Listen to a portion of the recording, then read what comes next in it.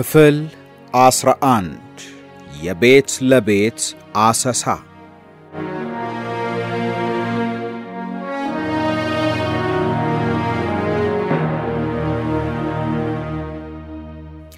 ይህኛው ሐሳብ የመነጨው ከማይነጥፈው የመኢሶን መሪዎች ጭንቅላት ነው። ይህን ፖሊሲ በማስታወሻ መልክ ለደርግ ያቀረበው የህዝብ ድርጅት መሪ የነበረው ከበደ መንገሻ ነው። ከቀይ ሽብር በፊት የቤት ለቤት አሰሳ ይሄን ያህል የተስፋፋና የተደራጀ አልነበረም። በቀይ ሽብር ወቅት የቤት ለቤት አሰሳ የክፉ ነገር ሽፋን ነበረ። የታቀደው የተለመደውን አሰሳ ለማድረግ ሳይሆን በሱ ሽፋን ብዙ ለመግደል ነበረ። አሰሳው ከነጻ እርምጃ ጭፍን ግድያ ጋር ይጎዳኝ ነበረ። ተጠርጣሪው ከተገኘ ወይም እሷ ይገደላሉ። ተጠርጣሪው ከጠፋ ቤት ውስጥ የተገኙት በጅምላ ወይም ቢያንስ አንድ ሁለቱ ይገደላሉ። የመጀመሪያው የቤት ለቤት አሰሳ የተጀመረው መጋቢት 13 1969 ነው። ለ4 ቀናት ቆየ። ሌላው ሚያዝያ 27 ለ2 ቀናት፣ መስከረም 30 መርካቶ ውስጥ የሌሊት አሰሳ ተካሂዶ ብዙ ሰዎች ተገደሉ። አሰሳ ሲታወጅ ቡና ቤቶችና ሲኒማ ቤቶች ይዘጋሉ። የስኳዶች ወይም የጸጥታ ሰራተኞች ካልሆኑ በቀር መንገድ ላይ ምንም መኪና አይንቀሳቀስም። ሰዎች ቤት ውስጥ እንዲቀመጡ ይታዘዛሉ። ግቢዎችና በሮች ክፍት ይሆናሉ። ትዕዛዙ ይሄው ነበረ። ከተማው ባዶ ሲመስልና አስፈሪ ጸጥታ ሲነክስበት ስኳዶችና የጸጥታ ኃይሎች ሞት እየነዙ ከቤት ወደ ቤት ይዘዋወራሉ። የከተማው በሮች ሁሉ በታጠቁ ወታደሮችና AK-47ና የ800 ተጠርጣሪ አናርኪስቶችን ፎቶ በያዙ የመኢሶንና የሰደድ ስኳዶች ይጠበቃሉ። አሰሳው ተጠርጣሪ ኢህአፓዎችን የጦር መሳሪያ፣ የዲሞክራሲ አትሞች፣ የኢህአፓ ዘፈን ክሮች፣ የማባዣ መኪናዎች ወዘተ ለመያዝ ነው። ግን በአሰሳው ወቅት ሬዲዮ በድል አድራጊነት መንፈስ ቂቤ፣ ማርና የማር ትሬዛ ብሮች ወዘተ መያዛቸውን ተናገረ። ይሄ ሁሉ እንደ ኢህአፓ ንብረት ነበር የተያዘው። በሌላ አነጋገር ሲካሄድ የነበረው የለየለት ቅሚያና ዘረፋ ነበረ። ሁሉም በቅቤ በበርበሬና በብር ቅሚያ ላይ ብቻ ቢያተኩር ኖሮ ህዝቡ ምንም ባላለ ነበረ። ግን አሰሳውን አስፈሪ ያደረገው የጭፍን ግድያው ነው። ወላጆች ልጆቻቸው የት እንዳሉ ካልተናገሩ ይገደላሉ። ቤት ውስጥ የዲሞክራሲ አትም ከተገኘ ስንት ሰዎች እንደሚገደሉ የሚወስነው የአሰሳው መሪ ነው። የሆነ ሆኖ አንድ ሰው ይገደላል። አሳሾቹ ልጃገረዶችን ይደፍራሉ። አንዳንዶቹ ይገደላሉ፣ አንዳንዶቹ ይተዋሉ። ቤት ውስጥ ገንዘብ ከተገኘ ባለቤቱ የነጻ እርምጃ ሰለባ ይሆንና ገንዘቡ በወራሪዎች ይወሰዳል። የሞቱ ደወል ከፍተኛ ነው።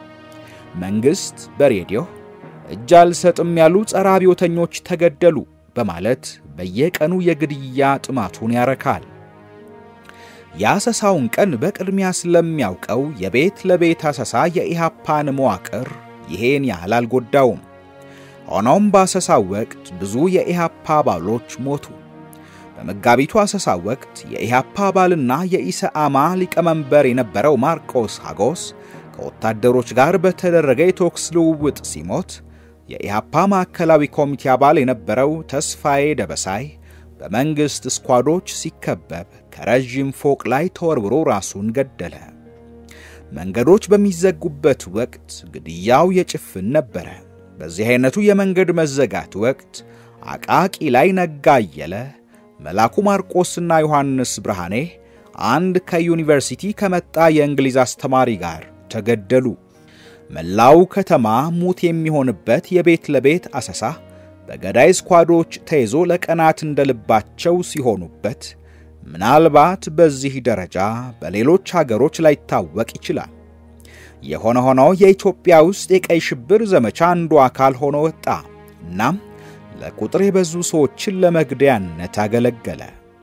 መርካቶ፣ አዲሱ ገበያ አካባቢ የኢህአፓ ስኳዶችና ነጋዴዎች የመንግስትን ወታደሮች የተቋቋሙበት አካባቢ ተኩሱ ከፍተኛ ነበር። ምንም እንኳን የሞቱ ደወል በጣም ከፍተኛ ቢሆንም ስኳዶች እንደልባቸው መግደልና መዝረፍ አልቻሉም። ግርፋት ኢትዮጵያ ውስጥ በፖሊሲ ወይም በጸጥታ ኃይሎች መጠየቅ ከግርፋት ጋር ተመሳሳይ ነው። ጥፋቱን በቀጥታ ያመነ ቢያንስ ጥሩ ዱላ ይቀምሳል፣ አንዳንዶቹ አይመቱም። ግን ግርፋት አሁንም አለ። ኃይለ ሥላሴ ፖለቲካ ተቃዋሚዎቹን ወይም የተማረኩ የሽምቅ ተዋጊዎቹን ለመቅጣት ወይም ለመስበር ይጠቀምበት ነበር። የተጠረጠረ ሌባ በጥያቄ ጊዜ ዱላ ይቀምሳል፣ ግን የፖለቲከኞችን ያህል አይደለም። ቀይ ሽብር ይሄን ሁሉ ለወጠው። ሁሉም ይገረፋል። ዋናው ነገር መጀመሪያ አለመታሰር ነው። ግርፋት የሽብሩ ዘመቻ ዋና አካል ነበረ። በጣም ጥቂት እድለኞች ናቸው ያመለጡት። ወጣት ወይም ሽማግሌ ሁሉም ይገረፋል። ንጹህ ወይም ጥፋተኛ መሆን ልዩነት አያመጣም። ግርፋቱ ባበቃ ጊዜ እስረኛው ሞቷል ወይም ጥፋቱን ተናዟል። ማመን የግድ ግርፋቱን አያስቀረውም። ጥፋትህን እመን፣ በማንኛውም መንገድ ትገረፋለህ። ከመጠየቁ በፊትም በኋላም ይገረፋል። ጠባብና ግማታም የቀበሌ ወይም የጸጥታ እስር ቤቶች ውስጥ የሚገማ ገላ፣ የተቆረጡ አካሎች፣ የተቆረጡ አፍንጫዎችና ጆሮዎች፣ የተነቀሉ ጥፍሮች፣ የወጡ አይኖች፣ የተኮላሹ የወንድ ብልቶችና የተቆረጡ የሴት ብልቶች፣ የተቃጠሉ ጀርባዎችና ጸጉሮች ለዚህ ማስረጃ ናቸው። የስቃይ ቤቶች ካስትሮ እውነተኛ አብዮት ብሎ ለሚያሞግሰው እውነተኛ ገጽታዎች ናቸው። በተለያዩ እስር ቤቶች፣ ወህኒ ቤቶችና የቀበሌ ማጎሪያዎች በእስረኞች ላይ የሚከተሉት የግርፋት አይነቶች ይፈጸሙ ነበር። አካላዊ ግርፋት ይህ አብዛኛውን ጊዜ ወፌላላ በመባል ይታወቃል። ቁጥር 8 ወይም ቁጥር 6 በመባልም ይታወቃል። ይህ እስረኛው ከመሞቱ በፊት እንዴት እንደታሰረ ይገልጻል። አለንጋዎቹ ከጠንካራ ቆዳ የተሰሩ ናቸው ወይም ውስጡ ብረት ካለው ጎማ የተሰሩ ናቸው። ግርፋቱ ውስጥ እግር ላይ ነው የሚካሄደው። ጀርባም ይገረፋል። አንዳንድ ጊዜ እስረኛው ውሃ የሞላ በርሜል ውስጥ ቁልቁል ተከቶ ይገረፋል። ይህ ጎንደር ውስጥ ብዙ ሕይወት አጥፍቷል። ስቃዩን የባሰ ለማድረግ ገራፊዎቹ በመጀመሪያ መሃል እግሩን በጩቤ ይቆርጡትና ቆስሉን ለ2 ቀናት ወይም ለበለጠ ጊዜ እንዲነፈርቅ ይደረጋል። ከዚያም ይመታል ወይም ግርፋቱ የእስረኛውን እግር ሲያቆስለው ቆስሉ ላይ ጨውና በርበሬ ወይም ሽንት ይደረግበታል። ጫፉ ስል በሆነ ማስመሪያም ይመታል።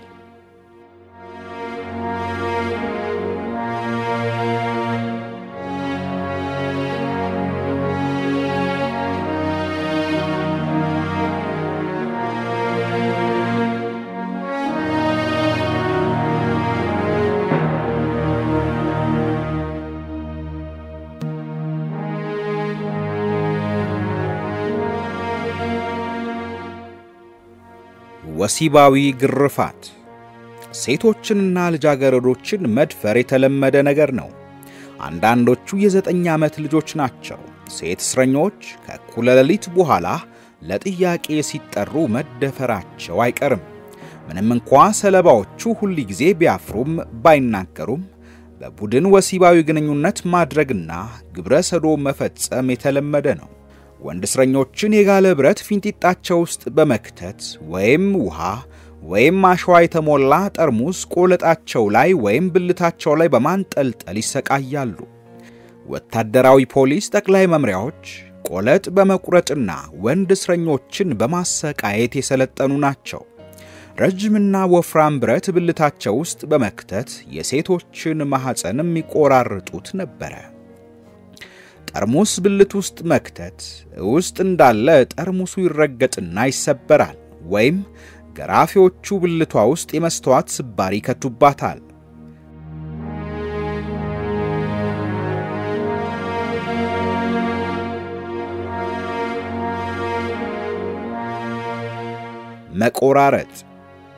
መቆራረጥ ማለት በክንድ ላይና ከጭን ላይ በስለታም ሰንጢ ስጋ መቁረጥ፣ ጥፍር መንቀል፣ ጣትን ትንሽ በትንሽ መቁረጥ፣ በጉጠት አፍንጫንና ጉንጭን መቁረጥ፣ በጉጠት ጭገርንና አካልን መንጨት ወይም መቁረጥ፣ የሴቶችን ጡት መቁረጥ፣ አይን ማውጣት፣ ጸጉርን፣ ጀርባን፣ ሆድን በእሳት ማቃጠል ማለት ነው። አንዳንድ ጊዜ በመጋዝ በጣም ዝግ እያሉ ያንዱን ሰው አካል ይቆርጣሉ። እስረኞች የፈላ ዘይት ውስጥ ይከተቱና ከዚያ ወጥተው ቀዝቃዛ ውሃ ውስጥ ይከተታሉ። እስረኞችን ለማስፈራራት ሰለባዎችን ራሳቸውን በቁስል አበስብሰው በስቃይ ለመግደል ቁስላቸውን እንዲታከሙ አያደርጉም ነበር።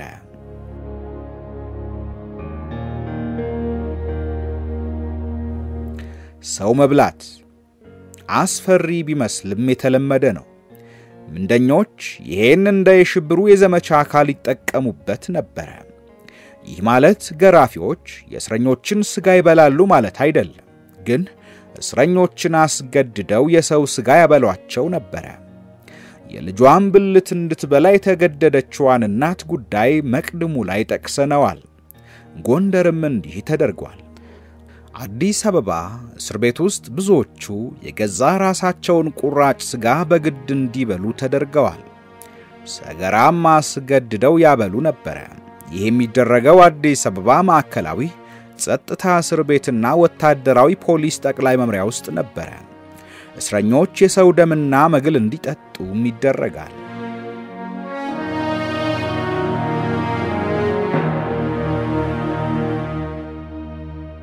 ስነልቦናዊ ስቅየት ይህ በሰፊው ይካሄድ ነበር። የተቆራረጡ እስረኞች፣ የሚነፈርቅና የሚገማ ቁስል ያላቸው እስረኞች ከአዲስ እስረኞች ጋር ይታሰራሉ። አዲስ እስረኞች ሌሎቹ ሲገረፉ እንዲያዩ ይገደዳሉ። ቀይ ሽብር ተፋፍሞ በነበረበት ወቅት የቀበሌ ነዋሪዎች በአጠቃላይ ሰዎች ሲገረፉ እንዲያዩ ይደረግ ነበር። አልናዘዝም ብሎ ያስቸገረ እስረኛ ወላጆቹ ፊቱ ሲገረፍ እንዲያዩ ይደረጋል። ወላጆቹ ፊቱ ሲገረፉ እንዲያዩ ይደረጋል። እስረኞችን ለማስፈራራት የማስመሰል ግድያም ይካሄድ ነበር። በተለይ ሚሊታሪ ፖሊስ ጠቅላይ መምሪያ ውስጥ ሆን ተብለው አዲስ እስረኞች ተገራፊዎች ሲጮሁ እንዲሰሙ ይደረጉ ነበር። የማታው ግርፋት አስጨናቂ ስለሚሆንና ግድያዎች አብዛኛውን ጊዜ ሌሊት ስለሆነ የሚካሄዱት እስረኞቹ ሌሊቱን ያለ እንቅልፍ ነበር የሚያሳልፉት። በሩን የሚከፍቱ የሚያስመስሉት በሰው ስቃይ የሚደሰቱ ዘቦች ስቃያቸውን ያባብሱት ነበር። አንዳንድ ጊዜ መኮንኖች የስም ዝርዝር ይዘው ይመጣሉ ወይም ስም ይጣራሉ። ከዚያም የተጠሩትን ትተዋቸው ይሄዳሉ። የተጠሩት ልንገደል ነው ብለው ሲፈሩ ያድራሉ። እስረኞች በተለይ ቅርብ ጓደኞች እርስ በርስ እንዲገራረፉ ይደረጋሉ። እስር ቤቶችና ወህኒ ቤቶች ውስጥ መኖሩ ብቻ በቂ ስቃይ ነው። 4.5 በ4.5 ሜትር በሆኑ እስር ቤቶች ውስጥ ከ50 በላይ እስረኞች ይታጎራሉ። ለመኝታ ቦታ የለም። የሽንት መሽኛው ትንሽ ገረወይና ሞልቶ ይፈሳል። የክፍሉ ግማት፣ የሽንቱ ግማት፣ ትውኪያው፣ የተገረፉ ሰዎች ቁስል ግማት የማይቻል ነው። ግርፋት በስፋት ይካሄድ ነበር። በጣም መጥፎ ቦታዎች የመይሶንና የደርግ አባሎች ያሉባቸው የቀበሌ እስር ቤቶች፣ 3ኛ ፖሊስ ጣቢያ ግቢ ውስጥ ያለው የጸጥታ ጠቅላይ መምሪያ፣ ድሮ ልዕልት ፀሐይ ሆስፒታል አጠገብ ያለው የሚሊታሪ ፖሊስ ጠቅላይ መምሪያ ናቸው። ገራፊዎቹ የነጭ ለባሽ አባሎች፣ የቀበሌ ባለስልጣኖችና ወታደሮች፣ በተለይ ጎንደር ውስጥ ልዩ ኮማንዶዎች ይሳተፉ ነበር። ሰለባዎቹ በሺዎች የሚቆጠሩ ወጣቶችና ሽማግሌዎች፣ በሁሉም አይነት የዕድሜ ደረጃ ያሉ ሴቶች ናቸው። ብዙዎቹ አካለ ጎዶሎ ሆነዋል። ብዙዎቹ አብደዋል። እብዶቹን ጨምሮ ብዙዎቹ ተገድለዋል። በደርግ ዓይን አበድኩ የሚሉት ትክክለኛ ቅጣትን ለማምለጥ ነው። ብዙዎቹ ድነዋል። አንዳንዶቹ እስካሁን እስር ቤት ናቸው። አንዳንዶቹ ነፃ፣ አንዳንዶቹ ግዞት ናቸው። ምንም እንኳ አንዳንዶቹ ቢገደሉ ወይም የእግዚአብሔር ሞት ቢሞቱም ገራፊዎቹም እንደ ሰለባዎቻቸው ሁሉ ግዞት ሄደዋል። ዋሳቸው መንግስት የኢሃፓ አባል ናቸው ተብሎ የተጠረጠሩ ወንድሞቹን ሰነድ ደብቀሃል ተብሎ ጎንደር ውስጥ የታሰረ የ8 ዓመት ልጅ ነው። ዋሳቸው የተደበቀበትን ቦታ ታውቃለህ አሳይ ተብሎ ለብዙ ቀናት በጭካኔ የተገረፈ በግርፋት ላይ እንዳለ ሞተ።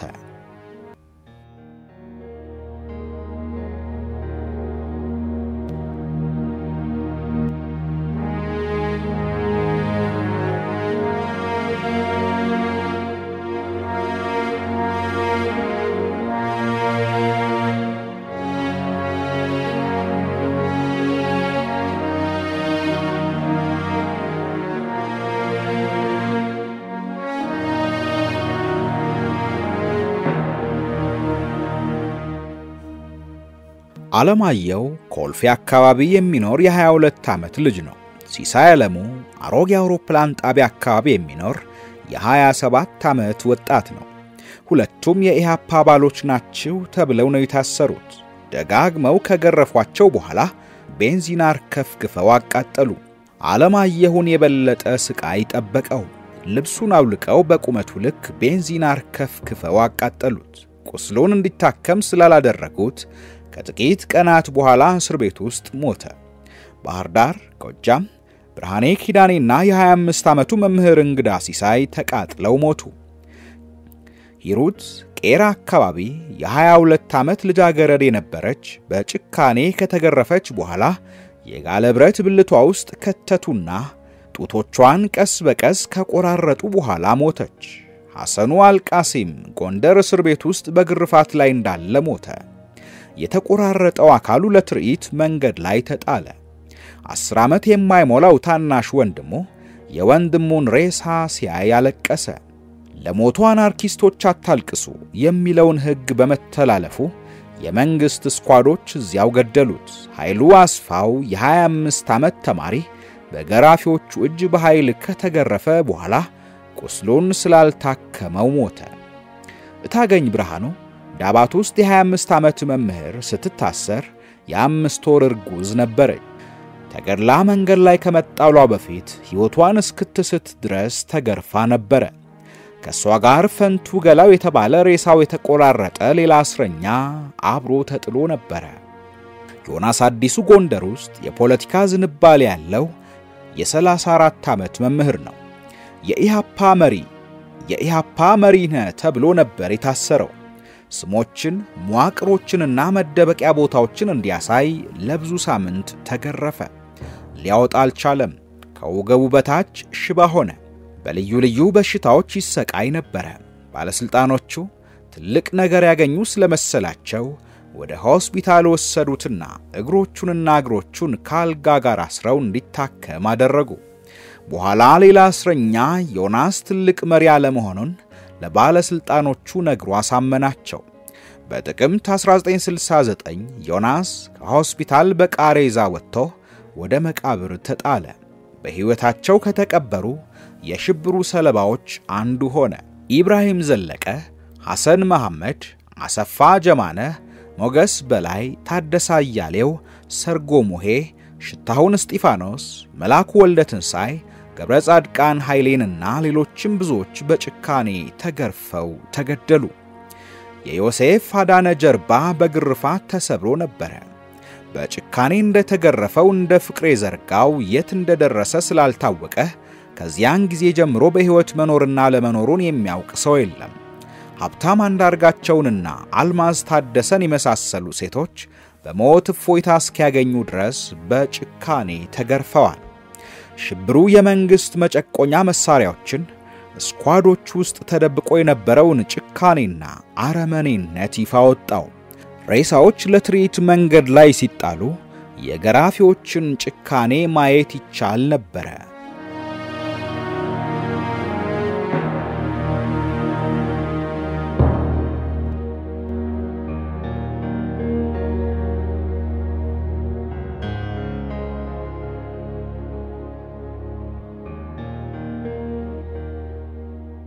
የሬሳ ትርኢት ይህ በተለይ የቀይ ሽብር ውጤት ነው። ሐሳቡ የመጣው ከሶቪየትና ከምስራቅ ጀርመን አማካሪዎች ነው ይባላል። የሆነ ሆኖ መንግስት ይሄን ሥራ ላይ በመዋሉ ጨካኝነቱን አረጋግጧል። እስር ቤት የተገደሉ ሰዎች ሬሳዎች፣ በግርፋት የሞቱ ሰዎች፣ በነጻ እርምጃ የተገደሉ ሰዎች፣ የሚደሙና የተተለተሉ ሬሳዎች መስቀለኛ መንገድ ላይና ዋና ዋና መንገዶች ላይ ለአንድ ቀን ይታያሉ። ወላጅ የዘመዱን ወይም የልጁን ሬሳ እንዲያነሳ አይፈቀድለትም። አንድም ሰው እንዲያለቅስ አይፈቀድም። እውነቱን ለመናገር የቀበሌ ነዋሪዎች ተሰብስበው አቤት አቤት ደስ ማለቱ፣ የአናርኪስቶች ደም ሲፈስ ማየቱ የሚለውን መዝሙር እንዲዘምሩ ይደረጋሉ። ሌላ ጊዜ መኢሶን ያሰለጠናቸው ግብሎች ቦታ ላይ ተገኝተው ከላይ የተጠቀሰውን ወይም ሌላ መዝሙር እንዲዘምሩ ይደረጋሉ። የሬሳው ትርኢት ሰዎችን ለማስፈራራት ኢሰብአዊና ረዳት አልባ ለማድረግና የመንግስቱን ኃያልነት ለማሳየት ነው። ብዙ ወላጆች የልጆቻቸው ሬሳ ተተልትሎና መንገድ ላይ ወድቆ ሲያዩ ታበዱ። ሬሳውን ለመቅበር ወይም ለማዘን ባለመቻላቸው ተሰቃዩ። ተገድለው መንገድ ላይ ተጣሉትን ዘመዶቻቸውን ሬሳ ለማግኘት ከቀበሌ ወደ ቀበሌ በመንከራተት ተሰቃዩ። በይበልጥ ለማስፈራራት ሬሳዎች ሆን ተብለው ይተለተሉ ነበር። አንዳንዶቹ ሽባ ይደረጋሉ፣ አንዳንዶቹ እጅና እግራቸው ይቆረጣል። አንዳንድ ጊዜ የተቆረጡ እጆች በመስማር ግንባር ላይ ይመታሉ። በአመዛኙ ሬሳው ላይ ጽሑፍ በሚስማር ይመታል። ጽሑፉ አናርኪስት ነበርኩኝ ወይም ቀይ ሽብር ይፋፋማል የሚል መልእክት ይይዛል። ለምሳሌ ምናልባትም ለቀልድ የቀይ ሽብር ቀልድ ይሆናል። ውሾች ተገድለው ከሰዎች ሬሳ ጋር ይጣላሉ። ውሾቹ ላይ እኔም አናርኪስት ነበርኩ የሚል ጽሑፍ በሚስማር ይመታበታል። ወደ ማታ ገደማ የማዘጋጃ ቤት መኪናዎች ሬሳዎቹን ሰብስበው አንድ መቃብር ውስጥ ይከቷቸዋል። የተተለተሉ ሬሳዎች የአረመኔው ሽብር ጭካኔ ገጽታ ነው። በሌላ በኩል ደግሞ የመንግስቱንና የመኢሶንን አረመኔያዊ ተፈጥሮ በግልጽ ያሳያል።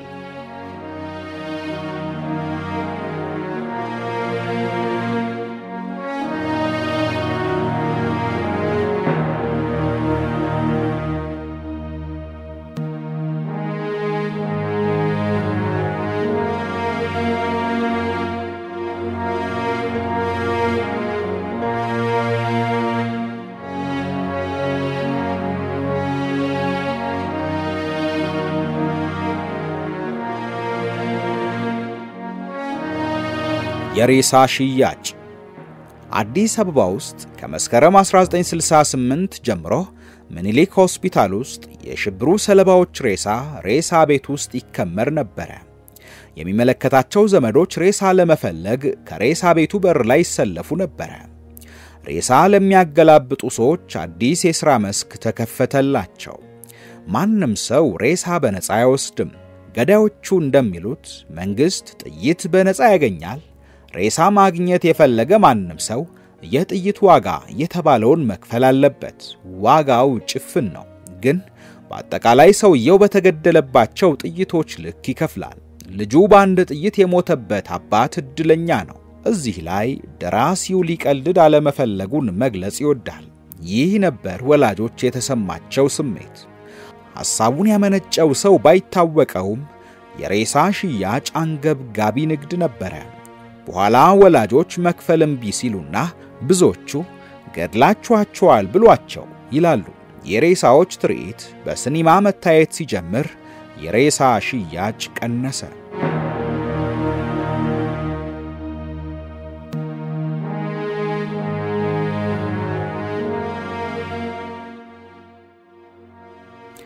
አጋልጥ ተጋለጥ የሶቪየትና የደጋፊዎቿ የሽብር ኤክስፐርቶች ወደ ኢትዮጵያ ከገቡ በኋላ የማጋለጡ ሥራ የሽብሩ አካል መሆኑ በአጋጣሚ የመጣ አይደለም። በቀይ ሽብር ጊዜ ማጋለጥ የሚከተሉት መልኮች ነበሩት። 1. ራስን ማጋለጥ። ይህ የሚከናወነው እስር ቤት በግርፋት ጊዜ ህዝባዊ ስብሰባ ላይ ነው። ተጠርጣሪ እስረኞች በልዩ ልዩ ወንጀሎች ይከሰሱና የኢሃፓ አባል ወይም መሪ ነኝ ብለው ራሳቸውን እንዲያጋልጡ ይጠየቃሉ። ገና ድሮ ተጋልጠሃል፣ ስለሆነም ራስህን አጋልጠ ራስህን ከሞት ብታድን ይሻልሃል። ይሄ የተለመደው የምርመራ ዘዴ ነው። ቀደም ብለው ያመኑ እስረኞች ወይም ከኢሃፓ የተነጠሉ አንጃዎች መተው እስረኛው ራሱን እንዲያጋልጥ እንዲገፋፉት ይደረጋል። የሚገርመው ደግሞ ከግርፋት እንድናለን ብለው ራሳቸውን ያጋለጡት እስረኞች መገረፋቸውና ግፋም ሲል መገደላቸው ነው። ህዝባዊ ስብሰባ ላይ በሰደድና በመኢሶን ታጣቂዎች የሚጠበቀው ህዝብ በየተራ እየተነሳ ራሱን እንዲያጋልጥ በመኢሶን ካድሬዎች ይነገረዋል። ራሱን ሳያጋልጥ ዝም ብሎ ቁጭ ያለ ያስፈራራል። አንተ ራስን ባታጋልጥ ሌላ ሰው ቢያጋልጥህ ወይም ስምህ ሊስቱ ላይ ቢገኝ ነፃ እርምጃ ነው። ካድሬዎች የኢሃፓ አባሎች ወይም የደጋፊዎቻቸው ወይም አንዱም ቢሆን ዲሞክራሲያን ያነበበ ሰዎች ዝርዝር ያላቸው ይመስላሉ። በዚህ ሁኔታ ህዝቡ እየፈራና እየተጨነቀ ራሱን ያጋልጣል። ዲሞክራሲያን አንድ ጊዜ አንብቤያለሁ፣ ልጄ የአናርኪስት ደጋፊ ሳይሆን አይቀርም ብዬ ጠረጥራለሁ፣ ግን ምንም አላልኩም።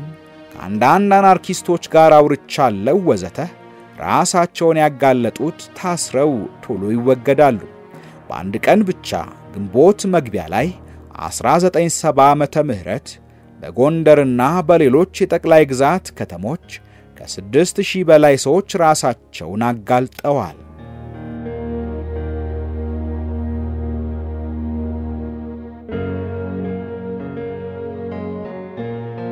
ሌሎችን ማጋለጥ።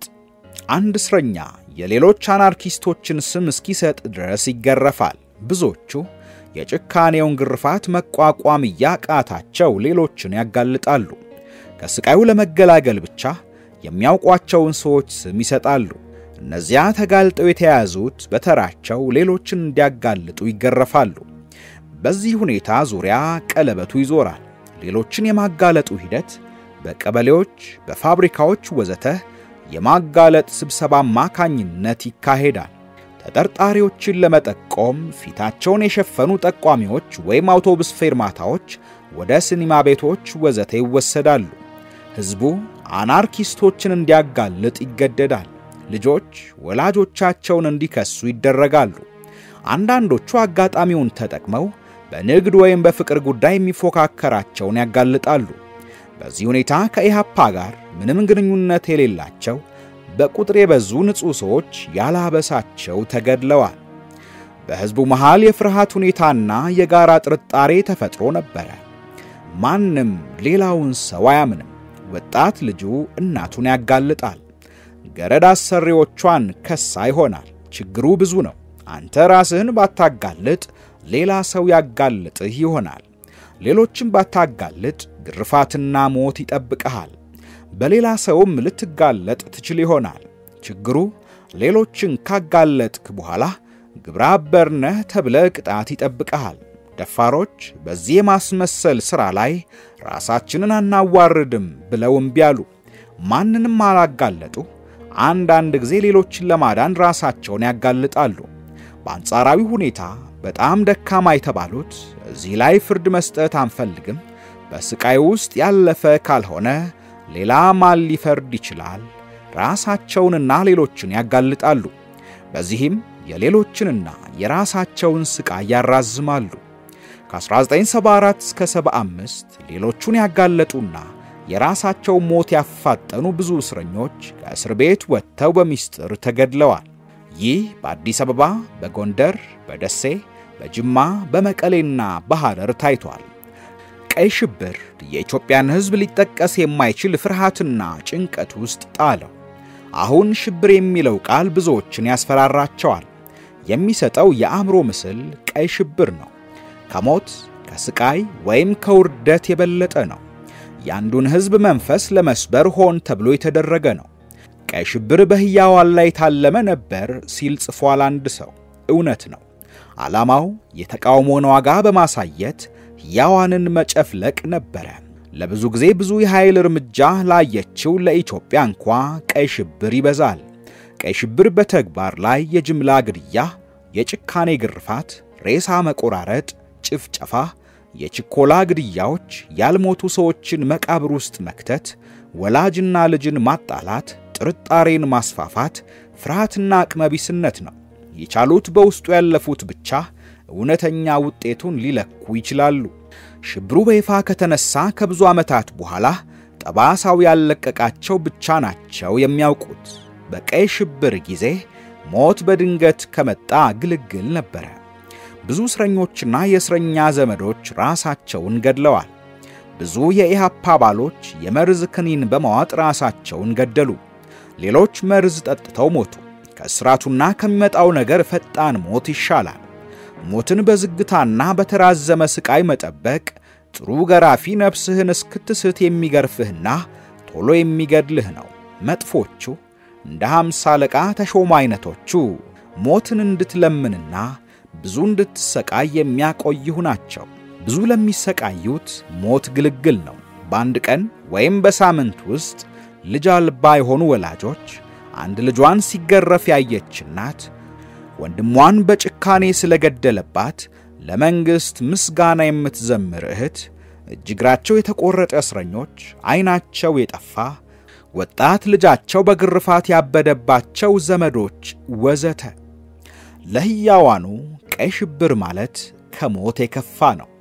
የስልጣን ሱሰኛ አምባገነኖች ስልጣን ላይ ለመቆየት ምን አይነት ወራዳ ተግባር ውስጥ እንደሚወድቁ ያሳያል። ያመኑትንና ሌሎች ላይ እርግጠኛ ሞት የጠቆሙትን ብዙዎችን አሳፍሯቸዋል። ባያንስ ወይም ባይከፋ ከመሐይሞቹ እኩል በግድያ ተግባር ላይ የተሰማሩ ቅጥረኛ ምሁራንንም ስም በክሏል። ቀይ ሽብር በተግባር ላይ በሀገሪቱ ሕዝብ ላይ ቶሎ የማይረሳ ወይም የማይፋቅ በደል አድርሷል።